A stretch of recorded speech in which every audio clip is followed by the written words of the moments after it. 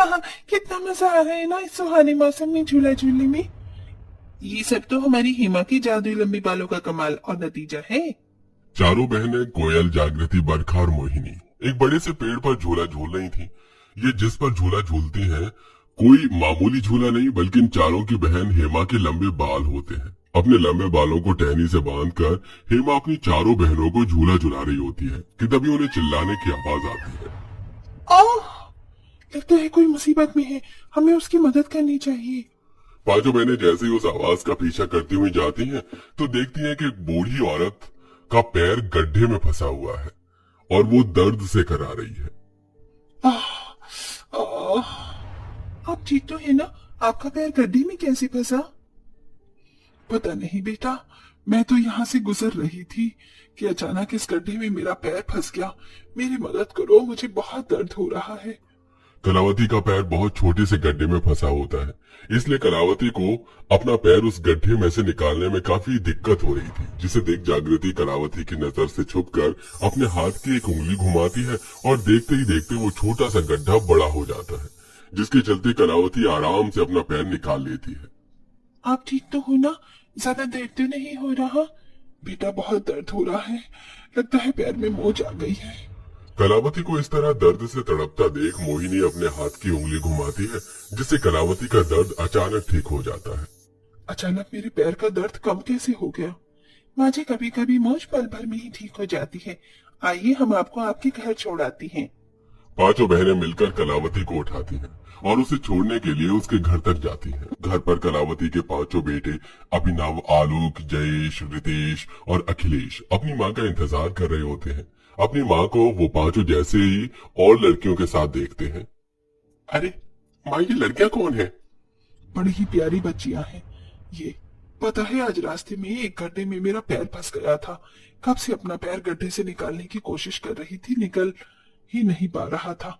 लेकिन जैसे ही ये पांचों मेरे पास आई, अचानक उस गड्ढे से मेरा पैर निकल गया और पैर में आई मोच भी ठीक हो गई। कलावती के पांचों बेटे उन पांचों बहनों को देखते ही रह जाते हैं। वहीं पांचों बहनों की नजर भी कलावती के पांचों बेटों पर से नहीं हटती और अब अक्सर पांचों बहनें कलावती से मिलने के लिए उसकी गरीब झोपड़ी में आ जाया करती थी। बेटा, तुम पांचों मुझे बहुत पसंद हो और मैं कब से अपनी पांचों बेटों की शादी भी करवाना चाहती थी। अगर तुम्हें कोई एतराज ना हो तो क्या तुम मेरे पांचों बेटों से शादी करोगी? लेकिन माँ जी, हम पांचों बहनों का इस दुनिया में कोई भी नहीं है। बचपन से ही हमारे माँ बाप की मृत्यु हो गई थी और तब से लेकर आज तक हम पांचों ने ही एक दूसरे का ख्याल रखा है। जिनका कोई नहीं होता उसको ऊपर वाला होता है और शायद इसलिए ही ऊपर वाले ने मुझे तुमसे मिलाया। आज के बाद मैं तुम्हारी माँ हूँ। कलावती की बात सुनकर पांचों बहनों की आंखों में आंसू आ जाते हैं और वो कलावती के गले लग जाती है। अपने पास रखी थोड़ी बहुत जमा पूंजी से कलावती उन पांचों बहनों की शादी अपने बेटों के साथ कर देती है और अब पांचों बहनें कलावती की 5 बहुएं बन जाती हैं। कहानी की शुरुआत से आप लोगों ने ये जान तो लिया होगा कि कलावती की 5 बहुएं कोई साधारण बहुएं नहीं, बल्कि जादुई बहुएं थीं। शादी के बाद ये 5 बहुएं मिलकर अपने जादू से क्या कमाल करती हैं, आइए आगे जानते हैं। कलावती, ओ कलावती, घर पर हो क्या? सुषमा बहन, तुम इस वक्त? वो कल मेरी बहू की गोद भराई की रस्म है, तो तुम्हें और तुम्हारी बहू को बुलाने के लिए आई हूँ। तो तुम सब शाम तक आ जाना और हाँ, जब आओ तो थोड़ी बन ठन के आना। कहीं अपनी वो फटी साड़ी पहनकर मत आ जाना। गोद भराई की रस्म में बहुत बड़े बड़े मेहमान आने वाले हैं, मेरी थोड़ी इज्जत रख लेना। सुषमा कलावती को इस गरीबी का ताना देते हुए वहां से चली जाती है। सुषमा की बातें सुन कलावती की आंखों में आंसू आ जाते हैं, जिसे देख कलावती की बहुएं, इस पड़ोसन की इतनी हिम्मत कि हमारे मुंह पर हमारी सास के कपड़ों का मजाक उड़ा रही है। मोहिनी, अब वक्त आ गया है जब तुम अपना जादू दिखाओ। मोहिनी अपनी सास के संदूक में रखी सभी पुरानी फटी साड़ियों को लेती है और उन्हें सिलने लगती है। थोड़ी देर में मोहिनी अपनी सास की सभी फटी हुई साड़ियों को सिल देती है और देखते ही देखते वो साड़ियां बिल्कुल नई साड़ी बन जाती है। अब तो कोई माइकल लाल भी नहीं बता सकता कि ये साड़ी नई है या पुरानी फटी हुई साड़ियां। मोहिनी उन सिली हुई सभी साड़ियों को अपनी सास के पास ले जाती है, जिसे देख कलावती, दिखने में तो ये कुछ जानी पहचानी साड़ी लग रही है, जैसे मैंने पहले ये साड़ी पहनी हो। माँ जी, ये आपकी ही साड़ियां हैं, मैंने इन सबको अच्छे से सिल दिया है। क्या ये सच में मेरी साड़ियां हैं? भला तूने इतनी सफाई से कैसे किया? इन्हें तो देखकर ही लग रहा है जैसे ये दुकान से लाई हुई नई साड़ियां हों। माँ जी यही तो कमाल है हमारी मोहिनी का। उधड़े फटे कपड़ों को किसी भी तरह इस तरह सिलती है कि वो बिल्कुल नया बन जाता है। अब आप आराम से गोद भराई की रस्म में जा सकती हो और कोई भी आपकी फटी साड़ी का मजाक नहीं उड़ाएगा। अपनी बहू की बात सुन कलावती भावुक हो जाती है, जिसके बाद अब मोहिनी घर के बिस्तर, पर्दे, कपड़े सबको विसिलकर अपने जादू से नया बना देती है। ऐसे ही एक दिन, हे भगवान, अब मैं क्या करूं? मुझे तो कुछ समझ नहीं आ रहा। क्या हो माँ जी, बड़ी परेशान लग रही है आप। सब ठीक तो है ना? तुम्हारी बुआ सास कल शाम को आने वाली है। बड़ी ही नकचड़ी है वो। जब भी आती है हमेशा हमारे घर की बेइज्जती कर देती है, और सबसे ज्यादा बेइज्जती तो वो घर के खाने की करती है। मेरे बेटे गरीब हैं, जितना कमाते हैं उसमें सिर्फ हम दाल रोटी ही खा पाते हैं। अब तेरी बुआ सास को हम अच्छा खाना कैसे खिलाएंगे? अब तक तो वो सिर्फ मुझे ही ताने देती थी, लेकिन अब तो वो तुम पांचों को भी ताने देगी। माँ जी आप घबराइए मत, हम जरूर कोई ना कोई उसका हल निकाल लेंगे। इतना कहकर चारों बहुएं कोमल की तरफ देखती हैं, जिसे देख कोमल, अरे मेरी बहनों, तुम्हारी नजरें मेरे लिए काफी हैं। मैं समझ गई, मुझे कल क्या करना है। कलावती की दूसरी जादुई बहू कोमल अगले दिन शाम का खाना बनाने के लिए राशन के सभी खाली डिब्बों को भर देती है और अपनी जादुई शक्तियों का इस्तेमाल कर तरह तरह के पकवान बनाती है। और जैसे ही उनकी बुआ सास माधुरी आती है तो उसके सामने तरह तरह के स्वादिष्ट भोजन को रख देती है, जिसे देख माधुरी, क्या बात है कलावती, कल तक तो तुम लोग दाल रोटी इतनी मुश्किल से खा पाते थे और आज मेरे लिए ये इतने सारे पकवान रख दिए। कहीं लॉटरी तो नहीं लग गई? अरे बुआ जी आप आम खाइए ना, गुठलियां क्यों गिन रही हैं? कोमल का जवाब सुन माधुरी का मुंह बन जाता है, जिसे देख पांचों बहुएं हंसने लगते हैं और ऐसे ही कुछ समय गुजर जाता है। इतनी सारी बर्तन पड़ी हैं अभी, इन्हें मैं कैसे धोऊं? अरे मैं तो भूल ही गई कि मेरे पास तो पानी की शक्ति है। मैं तो चुटकी बजाते इन सभी गंदे बर्तनों को धो सकती हूँ। बरखा अपने जादू का इस्तेमाल करती है और सारे गंदे बर्तनों को पानी के एक भाव से ही धोकर रख देती है।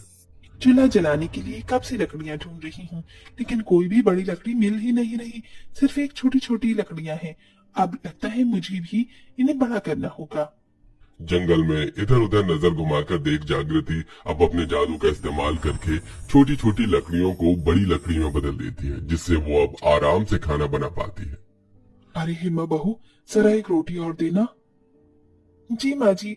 चल मेरी जादुई चोटी, अपना जादू कमाल दिखा और माँ जी को ये रोटी दिया। हेमा की जादुई चोटी हेमा से रोटी लेकर सीधा कलावती की प्लेट में रख देती है और वापस से छोटी हो जाती है। तू तो वहीं बैठी है, तो ये रोटी मेरी प्लेट में कैसे आ गई? अरे माँ जी मैंने ही तो रखी थी। अब आपकी नजरें कमजोर हो चुकी हैं, इसलिए मैं आपको दिखी नहीं। इतना कहकर पांचों बहुएं मन ही मन हंसने लगती हैं। पांचों बहुएं अपने जादू के बारे में न ही तो अपनी सास को बताई थी और न ही पतियों को। ऐसे ही समय गुजरता है और एक रात, अरे बिरजू, मैं कह रहा हूँ इस गरीब खाने में हमें कुछ नहीं मिलने वाला। अरे सुना है इस गरीब खाने में बहुत बड़ा परिवार रहता है, कुछ ना कुछ तो हाथ लग ही जाएगा, तो चल मेरे साथ। बिरजू और संजू नाम के दो चोर चुपके से कलावती के घर की खिड़की से घर में घुस जाते हैं और इधर उधर चुराने के लिए कोई खास सामान ढूंढने लगते हैं कि तभी अचानक अभिनव की आंख खुल जाती है। चोर देख अभिनव चिल्लाता है, जिससे सभी लोग जाग जाते हैं, जिसे देख वो चोर एक बड़ा सा चाकू निकाल अभिनव के गले में रख देता है। खबरदार जो तुम लोगों में से कोई भी हमारे पास आया, वरना मैं इसका गला काट दूंगा। बहुत हुआ, अब हम पांचों को अपनी जादू का असली कमाल दिखाना होगा। हेमा अपनी छोटी सी चोटी को लंबा कर उन दोनों चोर को पकड़कर हवा में उल्टा टांग देती है। कोमल अपनी जादुई शक्तियों से ढेर सारा लाल मिर्च का पाउडर उन दोनों चोरों की आंखों में डाल देती है। जागृति पास में पड़े छोटे से लकड़ी के टुकड़े को अपने जादू से बड़ा कर उन दोनों चोर को मारने लगती है। पांचों मिलकर अपने अपने जादू से उन चोर की अच्छी हजामत बनाती है, जिसके चलते वहां से वो चोर दुम दबाकर भाग जाते हैं। लेकिन ये सब देख कलावती और उसके पांचों बेटे काफी हैरान होते हैं। ये सब क्या है बहू? आखिरकार कौन हो तुम? माँ जी, ये शक्ति हमें अपने माँ बाप से मिली थी। उनके गुजर जाने के बाद इन्हीं शक्तियों के सहारे हम लोग गांव में जीते आ रहे हैं। हम शर्मिंदा हैं कि हमने आपको और अपने पतियों को इस बारे में कुछ भी नहीं बताया, ये सोचकर कि कहीं आप हमें कोई बुरी शक्ति समझकर घर से ना निकाल दो। तुम्हारे इस जादू के बारे में तो मुझे नहीं पता बहू, लेकिन तुम पांचों बहुत अच्छी हो। मैं जानती हूँ तुम पांचों के आने के बाद आज तक हमारे घर में जो भी कुछ हुआ है वो सिर्फ अच्छा ही हुआ है। वो सिर्फ तुम पांचों की वजह से ही हो पाया है, इसलिए हमें तुमसे कोई गिला शिकवा नहीं है। अपनी सास की बात सुन पांचों बहू कलावती के गले लग जाती हैं, जिसके बाद अब इसी तरह पांचों बहुएं अपने जादू से अपने ससुराल में आने वाली हर परेशानी को खत्म करती हैं।